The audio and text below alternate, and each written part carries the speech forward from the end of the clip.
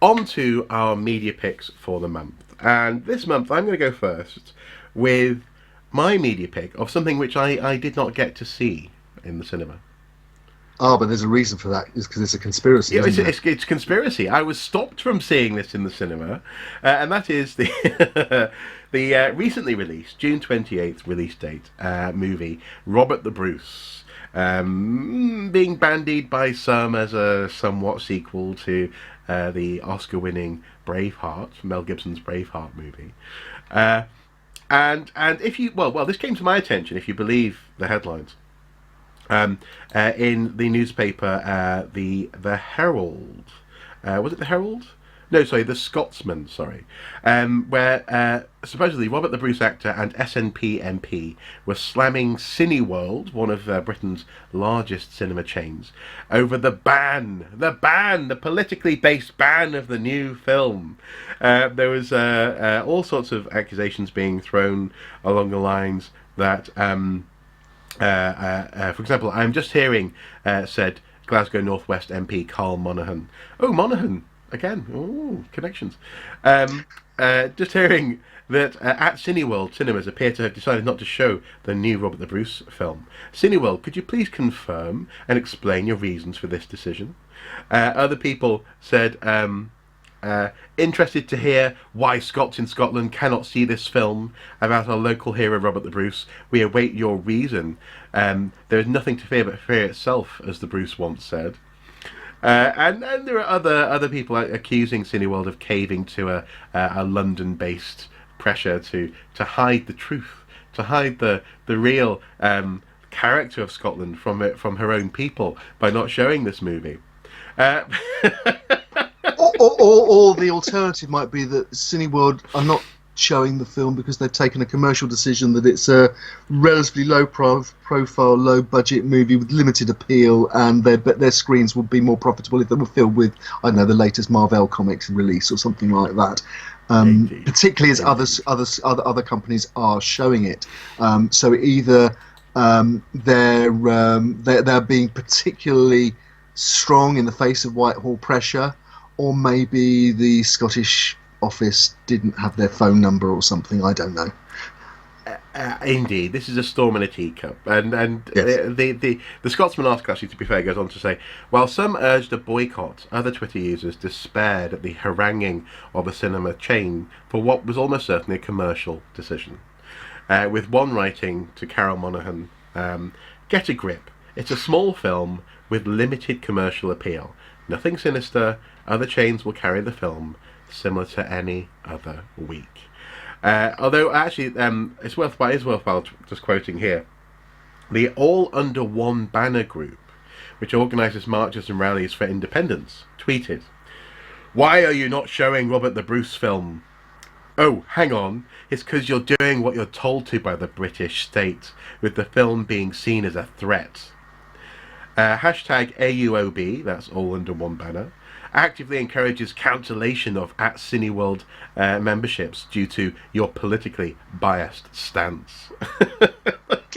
It's such a well. Actually, the reason why I'm bringing this to people's attention is that this is the sort of thing that I might have been interested in going to see in the cinema, but ultimately, I can see why, especially given the reviews that it's got. It's currently sitting at a 5.6 out of 10 on IMDB. I can see why a cinema chain might choose not to show it. And I think what I find most interesting has been this storm in a teacup, this, as we were talking about earlier in this month's Watching Brief, this rush to have that snappy, quippy Twitter victory by insisting that there's something going on. And clearly, this is this is one of those movies that I'll be seeing in my local supermarket for like £3 on DVD in the not too distant future. Exactly.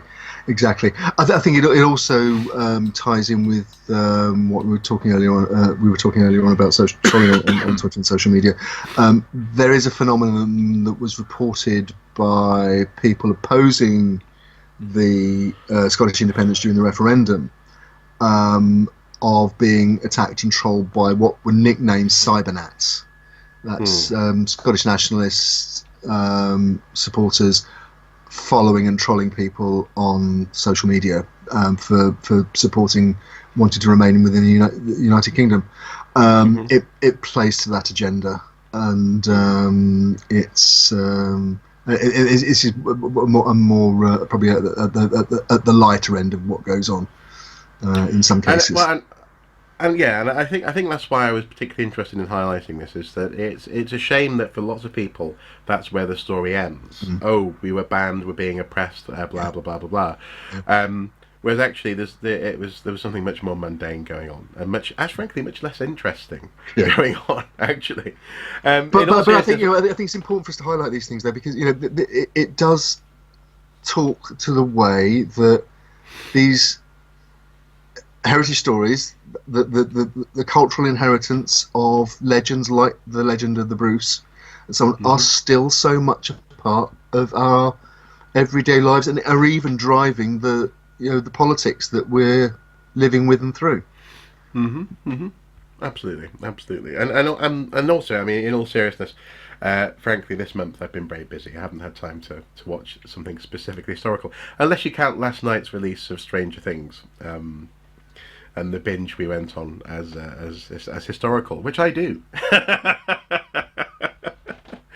So, what's your media pick of the month then? Well, my media pick, I was torn between two, and in fact, the one of them we adopted, I think, as our link of the month, and I'll talk about that briefly at the end because that's a nice positive one to finish on. But the one I've decided to go for as my formal media pick is the coverage of the D-Day 75th anniversary commemorations, and I think what we saw was interesting on a number of grounds. It got a lot of coverage, particularly on the BBC, our channel of record, if you like, for big public events. BBC threw a lot of money, and a lot of presenters went to France and went to Portsmouth and covered the recreation of a parachute drop and things like that. It was a big outside broadcast event. Sky also devoted a lot of resources to it on their rolling news channel, but there was something relatively restrained and almost half-hearted about it. It was almost like going through the motions to me. I remember very well 10 years ago, the anniversary, which was covered much more extensively. And even 5 years ago, in previous years, the BBC commissioned, full feature-length drama documentaries with lots of special effects and lots of, cast of, if not thousands, at least dozens. And a lot of CGI and so on. This time there was none of that. But I think one of the key things that was missing this time was there were many, sadly, understandably, many fewer veterans. In previous media commemorations, there's been a lot of reminiscence interviewing with people who were involved. There are so many fewer of them now that the youngest of them were in their early 90s, that we're beginning to move away from something that is living memory to something that is cultural memory. And I think there was a certain sense that the TV companies weren't quite sure how to cover this, because what they were having to do, it was, instead of being able to fill the space, the program space, with interviews with former paratroopers and former WAF officers who worked in the Eyston House headquarters and things like that, they were having to fill them with talking heads, historians, personalities, and so on, and far less interaction with veterans. And I just thought it was very interesting in terms of because for many people, their relationship with these big cultural events of our historical events of our recent past is through the mass media like television. And it's now becoming less personal, less direct, and we need to negotiate our relationship with these things. And the other thing that made me think about it was I mentioned Andy Saunders earlier in connection with the identifying the DTI's Muppet of the Month Russian fighter. Andy's new project is a magazine called Iron Cross, which I'm not advertising it here. I'm pointing the fact that it exists. It's a new magazine. It's available on the high street, WH Smith's, and by subscription. It's high quality production. It's glossy pages. It's well illustrated. It's illustrated in colour, as you can see. The thing about it, what makes it so remarkable, is that although it's written in English, and many of the authors are British, it's actually set out to cover, as it says on the cover here, German military history 1914 to 1945. Now, that you might think, first of all, it's pretty niche. Some people have suggested it's also potentially quite problematic because of certain activities that the German armed forces indulged in the Second World War. Well, but also it's seen as problematic because of certain subcultures that have grown up around those armed forces that did precisely so. And at the weekend, just after the magazine launched, the Times ran a story where they clearly gone into it expecting to find it, to misquote the old the joke from The Simpsons about Fox News, not neo-Nazis, but a favourite read of neo-Nazis. Now, it's absolutely not that. No. It's far more objective than that. It's well written, it's well edited. In fact, the first edition of the magazine contains an article about war crimes committed by the Wehrmacht, the regular German army, not the SS, during the invasion of Poland. So they're not shying away from that. And also, a good half of the remit is for World War One. Yes. So which is not associated, obviously, with any of the atrocities of World War Two and the Nazi Party. Although arguably it led to the circumstances which led to the rise of Nazism, but that's another debate. But I just want to highlight the fact that it exists, simply because, first of all, I don't think they would have thought even of trying to launch a magazine like that 10 years ago. No. And I think the greater distance that we now have from World War II, the less personal involvement, means it is possible to be more objective and, as the old phrase goes in intelligence gathering, look at what's going on the other side of the hill. Look at it from the German point of view. Now, having said that, personally, and I'm not knocking it as a product, it's a very classy product. It's put together by some very senior historians and very experienced editor.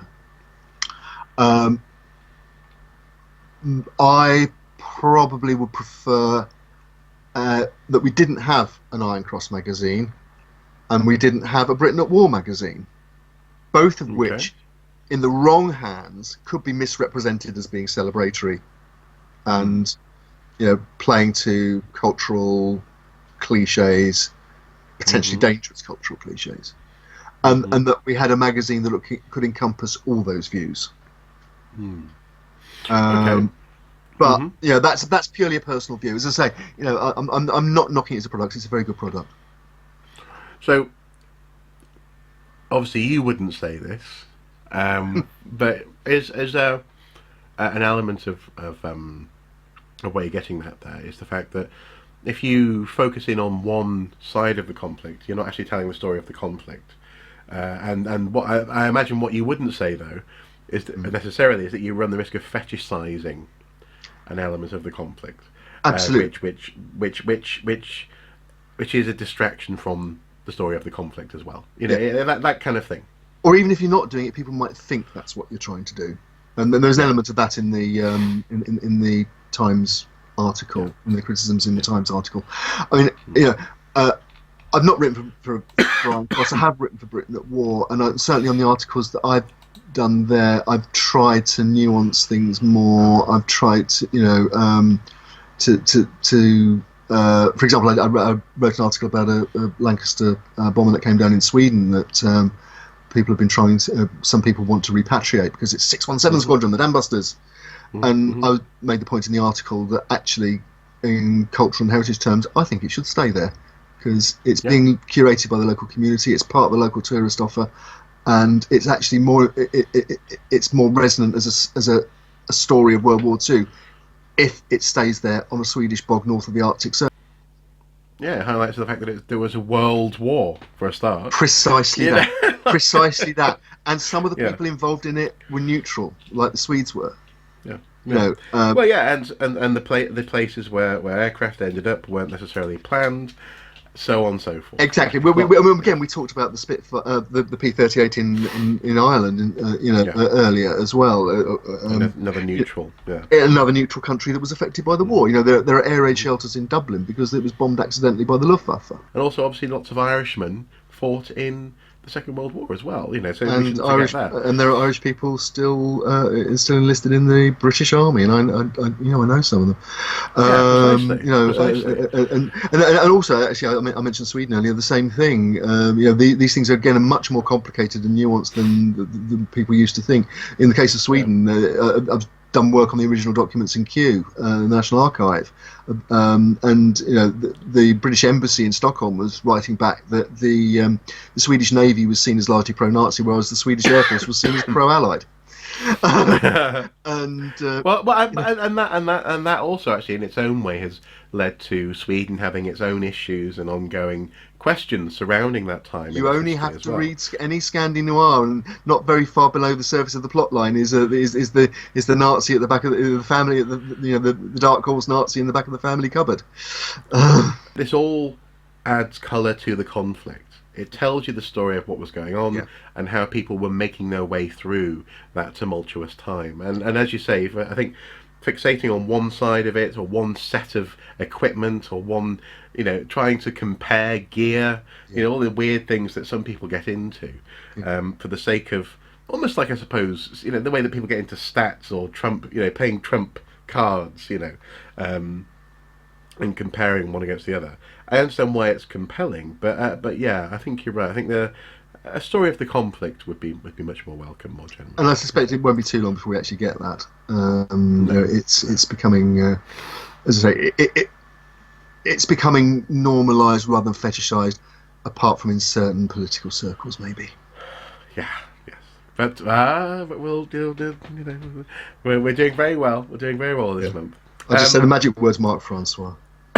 Oh no! Well, that wasn't really Brexit, was it? Oh, you're okay. No. Oh no, I said it. 50p in the jar. And then, so finally, you said you wanted to touch on this month's link of the month. So obviously, it's below. It's been sort of hinted at in the on-screen display, but this link is interesting, and I think it is worthwhile just highlighting in this section. Yeah, and it's not campaigning. It's not about a heritage crime. It's not about a big media event or anything. I wanted to highlight it really because I just think it's a really classy piece of archaeological communication, using Twitter, which we were talking about earlier, in a rather negative way, in a really positive way. It's Professor Susan Oosthuizen, who is a landscape archaeologist based at the University of Cambridge. And she produced a few weeks ago a thread about the village of Toft in Cambridgeshire, where in the course of a dozen or so tweets, she takes you through a complete landscape study of a lost medieval village in a way that is so simple and so clear but so detailed. I came out of it thinking I'd been a really good lecture series on landscape archaeology, because each tweet almost was a sort of compressed session of landscape study. I just thought it was a piece of archaeological communication. It was fantastic and deserved to be shared more widely, not just for the content but also for the model of what she's actually done there.